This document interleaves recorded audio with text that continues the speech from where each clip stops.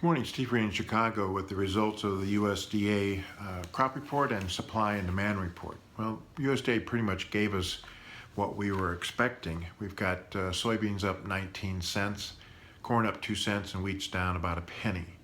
I think the bean rally continues to be technically oriented, and I think that the talk of China coming in and buying more U.S. soybeans is supporting the market. As far as the numbers are concerned in beans, the crop was 4.313 with a yield of 51.9. USDA dropped the carryout for U.S. to 460 million bushels, kept the demand numbers for crush and exports unchanged. As far as the corn is concerned, the crop is 14.9, a yield of 178.5. USDA did drop feed usage 100 million bushels and ethanol 100 million bushels, but raised exports 100 million bushels. And again, overnight we were hearing that China gave their buying company, COFCO, 10 million tons of TRQs to come in and buy corn. Some people think they've gotten the approval of buying 3 million tons for September, which they may have already done. So that might support the nearby corn market going into harvest. As far as the wheat numbers are concerned, they really didn't change anything. They still have the carryout at 925. Globally, world soybean ending stocks were reduced to 93.5. There's 2 million tons less beans in U.S. production and 2 million tons more in Brazil. They now estimate Brazil at 133 million tons.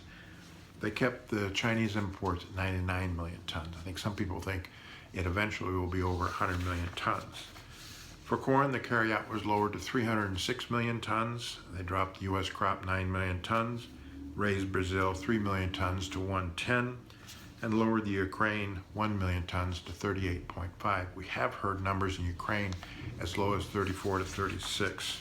And in the wheat, they raised the world production 4 million tons, up 2 million tons in Canada, 2.5 in Australia, down 1 million tons in Argentina, and down 500,000 tons in Europe. Still have the Russian crop at 78 million tons and Ukraine crop at 27 million tons. So overall, stocks were raised to 319 million tons. I think you'll see the bears talk about selling here going into the U.S. harvest. We'll see if production numbers actually decline as we get closer to October and get some more field data.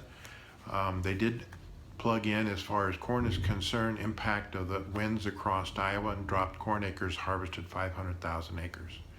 Again, numbers were pretty much in line with expectations. Soybeans are sharply higher, corn's a little bit higher, wheat's a little bit lower, and we'll just see how the market ends today.